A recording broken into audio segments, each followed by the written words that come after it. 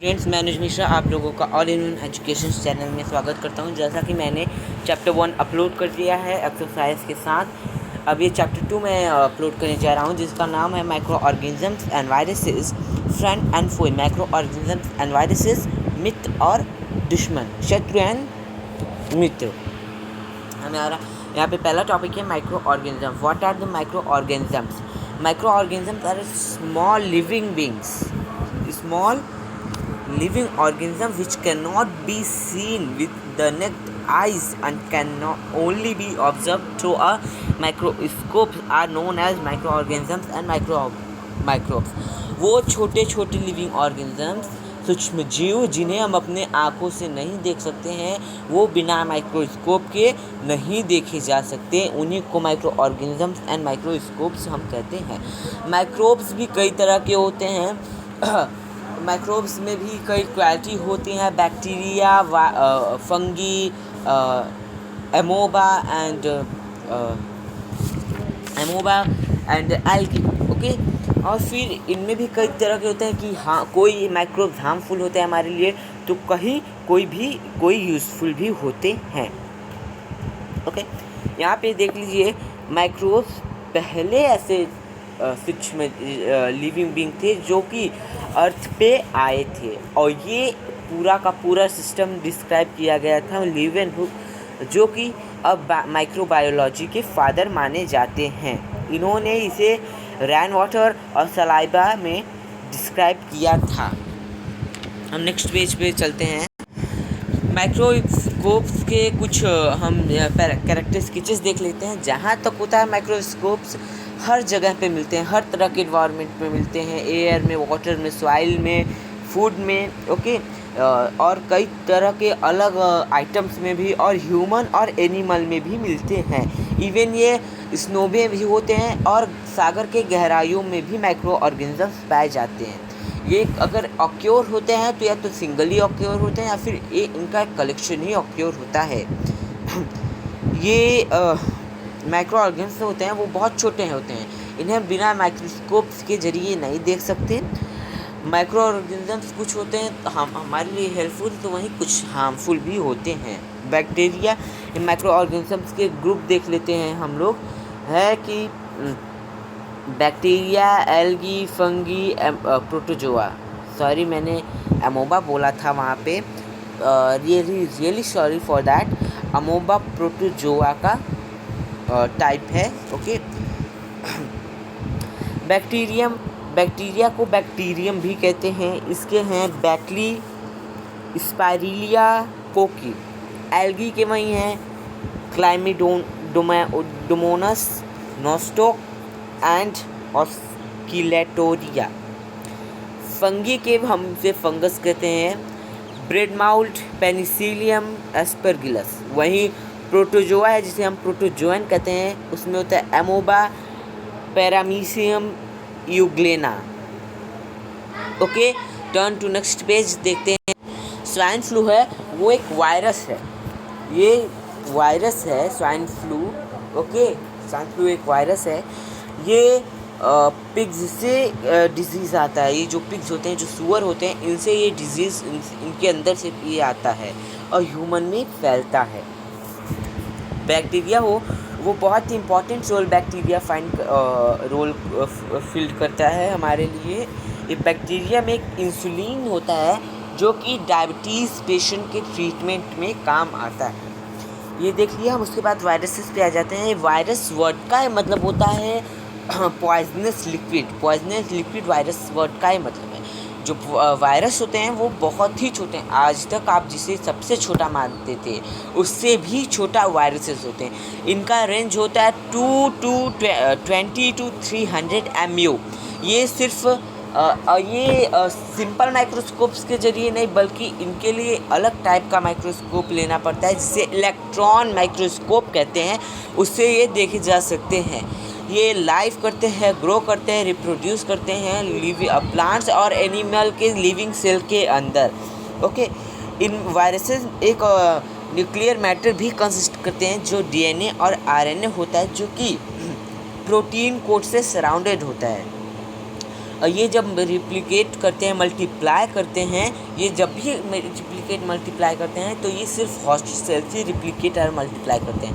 Host cells होते हैं जैसे कि आप लोग ऑनलाइन क्लासेस ज्वाइन करते हैं तो उसमें टीचर होस्ट होता है, यानी कि जब भी टीचर मीटिंग को स्टार्ट करेगा तभी आप लोग मीटिंग ज्वाइन कर पाएंगे। वैसे ही इसमें भी होस्ट सेल होता है जो कि जो अलग अलग जो और सेल्स हैं उन्हें होस्ट सेल ही रिप्रोड्यूस करता है। तो ये मल्टीप्लाई और रिप्लिकेट जब भी करते हैं तो होस्ट सेल से ही करते हैं और ये क्राइस्टलाइज्ड होते हैं और ये बहुत सालों के लिए ये स्टोर भी किए जाते हैं। और ये जो नरिशमेंट से अगर ये लेते हैं तो ये होस्ट सेल से ही लेते हैं। यहाँ पे हम कुछ वायरसेस देख लेते हैं। पहला बैक्टीरियोफेज, जिसे हम बैक्टीरिया ईटर भी कहते हैं, इससे बैक्टीरियल इन्फेक्शन नाम का डिजीज़ कॉज होता है। मसल्स वायरस, जिससे कि मिसल्स नाम का डिजीज़ कॉज होता है। टोबैको मोज़ेक वायरस TMV, जिससे कि सेल ऑफ टोबैको कैंट नाम का वायरस डिजीज़ कॉज होता है। और वहीं foot mouth disease virus FMDV, जिससे कि foot and mouth disease caused होता है। इतना हम देख ले। अब यहाँ पे कुछ वायरसेस के फीचर्स भी देख लेते हैं। वायरस आप आज तक जिसे सबसे छोटा चीज़ समझ रहे थे उससे भी छोटा वायरस होता है। इनका साइज़ होता है 0.015 माइक्रोन से लेकर 0.2 माइक्रोन तक। इनका जो इनहैबिटेट होता है, रिप्रोड्यूस होते हैं ये प्लांट्स, एनिमल, ह्यूमन बींग्स के लिविंग सेल्स के ही अंदर रिप्रोड्यूस और इनहैबिटेटेड होते हैं।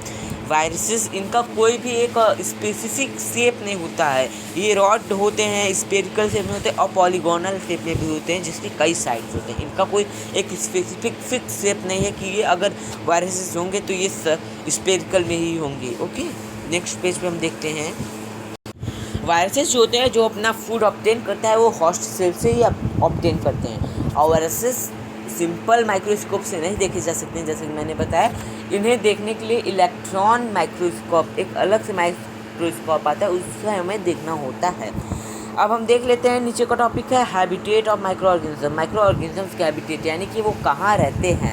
माइक्रो ऑर्गेनिजम्स जहाँ तक होता है हर जगह फाउंड होता है। वो माइक्रो ऑर्गेनिज्म जहाँ तक होता है वो हर तरह के इन्वायरमेंट में पाया जाता है, हर तरह के वातावरण में पाया जाता है। Hot desert, polar ice caps, salty water, marshlands and inside the organisms के इनसाइड भी ये पाया जाता है। ये जितना आप ग्राम सॉइल लेंगे उसमें भी ये होता है। और जहाँ पे कलेक्शन ऑफ डेड सेल होता है, हमारे स्किन की स्क्रैप्स में भी, हमारे स्किन के स्क्रैप्स यानी कि खुरदरी जो त्वचा होती है उसमें भी ये पाया जाता है। उसमें करीब से करीब 50 मिलियन बैक्टीरिया डेड पाए जाते हैं। हम जो हवा अंदर लेते हैं, ब्रेथ करते हैं, जो हम कपड़े पहनते हैं, हमारे स्किन्स में, हमारे फिंगर नेल में और हमारे अंदर में भी ये माइक्रो ऑर्गेनिज्म, माइक्रोब्स रहते हैं, लीव करते हैं। जहाँ तक आपको पता है, एक सॉइल के एक ग्राम सॉइल में 40 मिलियन बैक्टीरिया पाएंगे आप। सोचिए, ये इतने छोटे हैं कि 1 ग्राम सॉइल में आप 40 मिलियन बैक्टीरिया पाएंगे। माइक्रो ऑर्गेनिज्म, हम और माइक्रो ऑर्गेनिज्म बहुत ही इंपॉर्टेंट रोल हमारे लाइफ में प्ले करते हैं। इनका जो बिहेवियर होता है वो 2 प्रोसेस में होता है, यूज़फुल माइक्रो ऑर्गेनिज्म, हार्मफुल। मैंने जैसा कि बताया था, कुछ माइक्रो ऑर्गेनिज्म यूज़फुल होते हैं, वहीं पे कुछ हार्मफुल भी होते हैं। अब यूज़फुल माइक्रो ऑर्गेनिज्म देख लेते हैं। यूज़फुल माइक्रो ऑर्गेनिजम्स वो हमारे लिए कई तरह में यूज़फुल होते हैं। ओके, वो कई जगहों पे यूज़फुल होते हैं। अल्कोहल प्रोडक्शन के लिए ये यूज़फुल होते हैं। कुछ मेडिसिन में भी के प्रिपरेशन में भी ये यूज़फुल होते हैं। कर्ड, ब्रेड, केक बनाने में भी ये यूज़फुल होते हैं। इन्वायरमेंट को क्लीन करने में भी ये यूज़फुल होते हैं। और सॉइल की फर्टिलिटी को इम्प्रूव करने में भी ये यूज़फुल होते हैं। इनकी यूज़फुलिटी देख लीजिए। अब यहाँ पे देखिए, मेकिंग कर्ड एंड ब्रेड में ये कैसे हेल्पफुल होते हैं। लैक्टोबैक्यूलस नाम का बैक्टीरिया होता है जो कि मिल्क से कर्ड बनाने में हेल्प करता है। कर्ड कब बनता है? जब एक कैसीन नाम का प्रोटीन मिल्क में प्रेजेंट होता है। ओके, मिल्क में जब कैसीन नाम का प्रोटीन प्रेजेंट होता है तभी कर्ड फॉर्म होता है। Casein coagulation take place only when the milk is acidic. और कैसीन कब मिल्क में होगा? जब वो मिल्क एसिडिक होगा, यानी कि उसमें एसिड्स प्रेजेंट होंगे। ओके, स्पूनफुल कर्ड, जो स्पूनफुल, अगर एक भरा चम्मच आप कर्ड ले ले, वो भी बैक्टीरिया लैक्टोबैसिलस कंटेन करता है, जो कि कर्ड मिल्क को बनाने में प्रमोट करता है। नेक्स्ट पेज पे हम चलते हैं।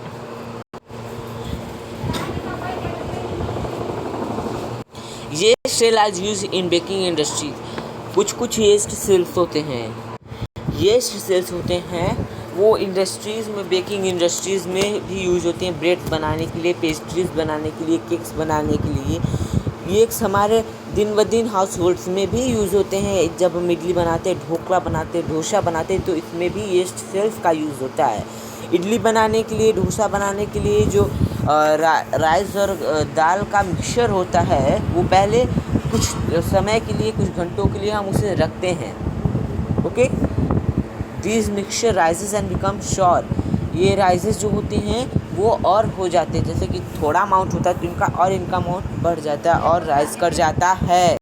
और वो जो होता है इडली और जो हमारा ढोकला और डोसा होता है, वो श्योर हो जाता है, यानी कि खट्टा आने लगता है येस्ट सेल की ग्रोथ की वजह से। Okay, commercial use of micro organisms हम देख लेते हैं। माइक्रो ऑर्गेनिजम्स के कुछ कमर्शियल यूजेस भी होते हैं। सर्टेन माइक्रो ऑर्गेनिजम्स इंडस्ट्रीज़ में भी यूज़ होते हैं, शुगर से अल्कोहल बनाने में, वही फ्रूट जूसेस से वाइन बनाने में। इस हम प्रोसेस को फर्मेंटेशन कहते हैं, यानी कि शुगर से अल्कोहल और फ्रूट जूसेस से वाइन बनाने में इस प्रोसेस को हम फर्मेंटेशन कहते हैं। फर्मेंटेशन ये प्रोसेस क्या होता है? The process of conversation of sugar. ये प्रोसेस शुगर को अल्कोहल में कन्वर्ट होने को, इस प्रोसेस को हम फर्मेंटेशन कहते हैं। The process of conversion of sugar into alcohol by the action of microbes. Microbes के एक्शन से शुगर का अल्कोहल में बदलना, इस प्रोसेस को हम फर्मेंटेशन कहते हैं। Pasteur discovered the process of fermentation. Pasteur ने ये प्रोसेस को डिस्कवर किया था, फर्मेंटेशन प्रोसेस को डिस्कवर किया था 1857 में। जो अल्कोहल होता है वो शुगर से ऑब्टेन्ड होता है फर्मेंटेशन प्रोसेस के द्वारा। ओके, नेक्स्ट पेज पे हम मूव करते हैं। Medical uses of micro organism. Medical uses कैसे होते हैं? मेडिकल में मेडिसिन बनाने में इनका यूज़ क्या होता है? Antibiotics are a whole group of medicine used in treatment. Antibiotics होता है वो मेडिसिन में यूज़ होता है ट्रीटमेंट के लिए, इन्फेक्टियस डिजीज़ के ट्रीटमेंट के लिए। ओके, जैसे कि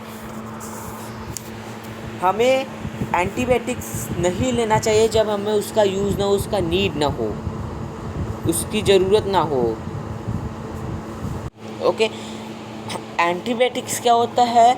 वो हमें नहीं रिक्वायर होता है। जब हमें वो नहीं रिक्वायर होता तो हमें उसे नहीं लेना चाहिए, क्योंकि वो हमारे बेनिफिशियल हेल्पफुल बैक्टीरियाज को वो मार देता है। यानी कि जब हमें एंटीबायोटिक्स डॉक्टर के सलाह पर लेना चाहिए, और वो भी क्वालिफाइड डॉक्टर्स के सलाह पे हमें एंटीबायोटिक्स लेना चाहिए। अगर हम उस बिना यूज़ के एंटीबायोटिक्स को अगर हम अपने यूज़ में लेते हैं तो वो क्या करता है? जो यूज़फुल बैक्टीरियाज होते हैं, जो बेनिफिशियल बैक्टीरियाज होते हैं, उनको ये किल कर देता है। वही दूसरे में भी लिखा है कि antibiotic should be taken only on the advice of qualified doctor. Qualified doctors के एडवाइस पे ही हमें एंटीबायोटिक्स लेना चाहिए।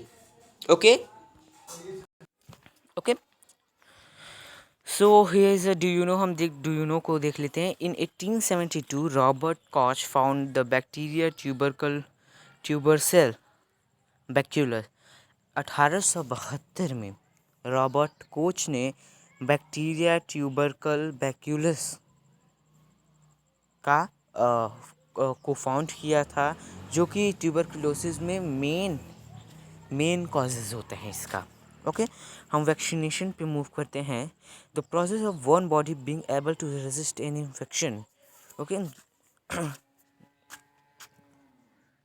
प्रोसेस ऑफ वन बॉडी, एक बॉडी का प्रोसेस जो कि किसी इन्फेक्शन को रेजिस्ट करने में एबल हो, उसको रेजिस्ट करने में वो एबल हो, उसके अंदर यानी कि हमारा जो बॉडी होता है वो उस इन्फेक्शन के विरोध में, उससे लड़ाई करने के लिए हमारा बॉडी एबल है कि नहीं, उसे हम इम्यूनिटी कहते हैं।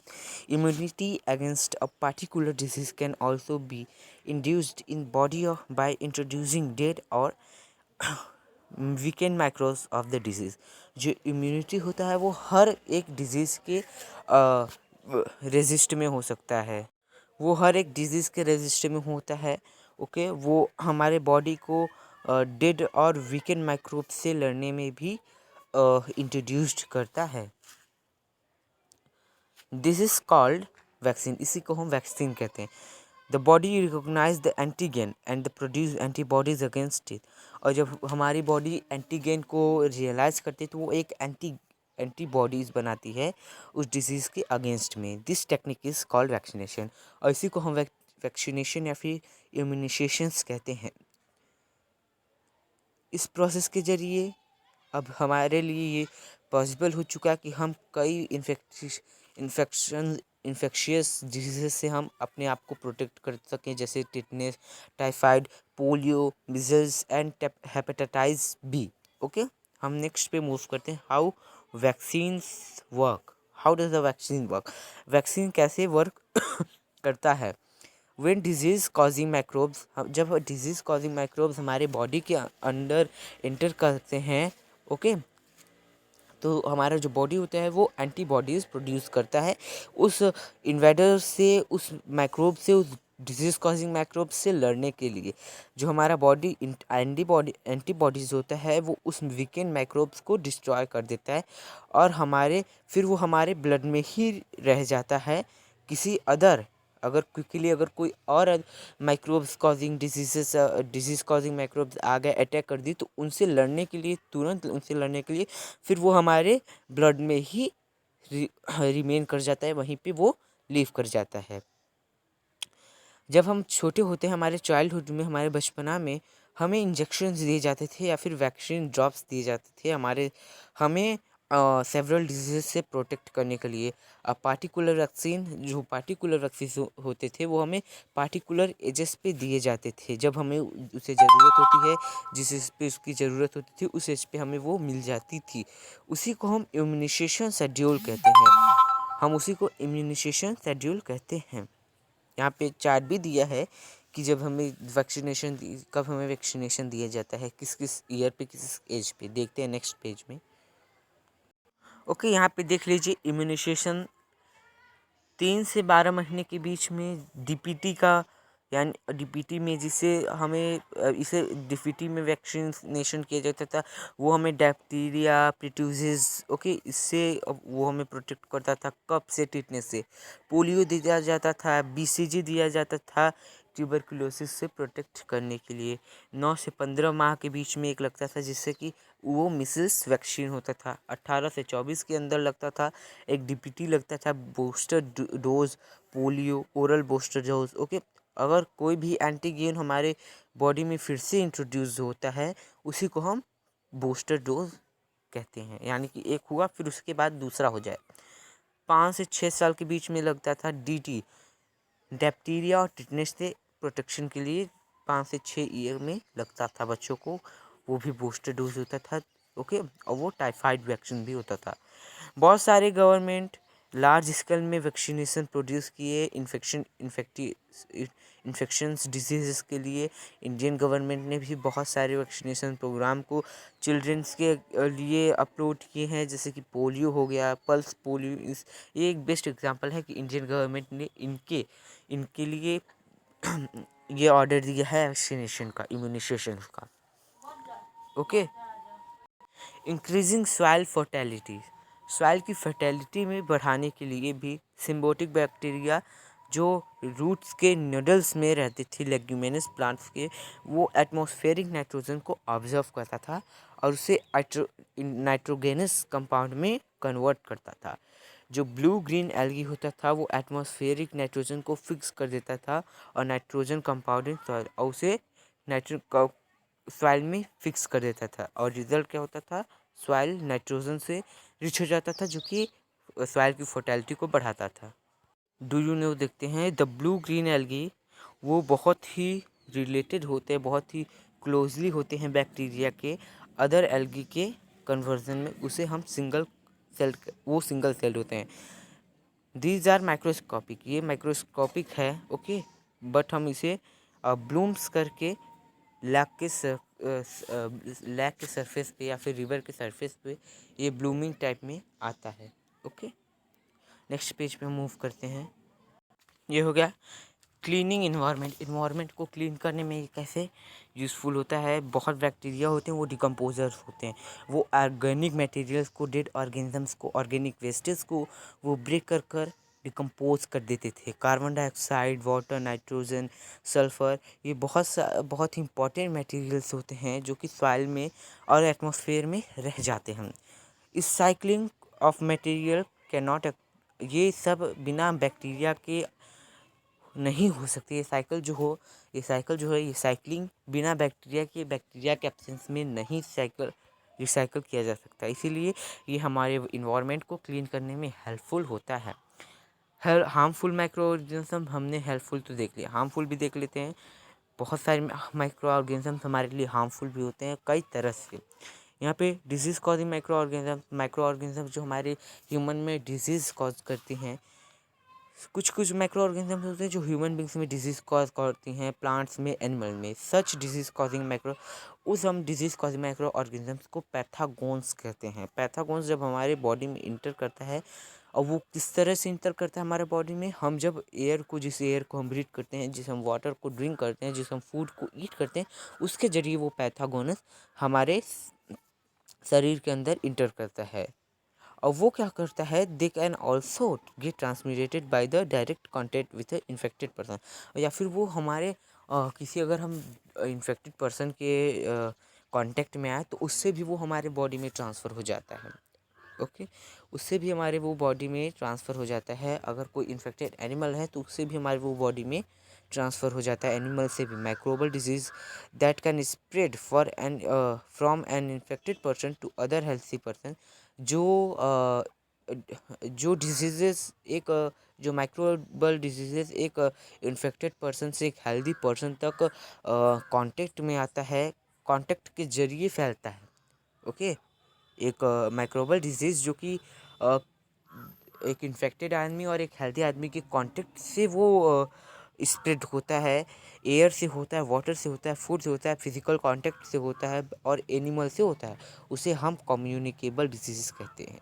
उसके लिए एग्जांपल्स हैं cholera, common colds, chicken pox, tuberculosis, या these are the communicable diseases which are spread by the contacting with infected person or infected animal. कोई भी अभी तक ड्रग्स नहीं बना है कि जो वायरसेस को डिस्ट्रॉय कर सके, ओके। ड्रग्स इसलिए होते हैं कि उस वायरस के सिम्टम्स को हम जान सकें, कि वो हमें कब पता चलेगा कि ये वायरस हमारे अंदर, हम इस वायरस से इन्फेक्टेड हैं। उसके सिम्टम्स के लिए, कि हमारे अंदर क्या क्या सिम्टम्स दिखेंगे तो हम जान जाएंगे कि इस वायरस से हम इन्फेक्टेड हैं। ये ढूंढने के लिए हम ड्रग्स का यूज़ करते हैं।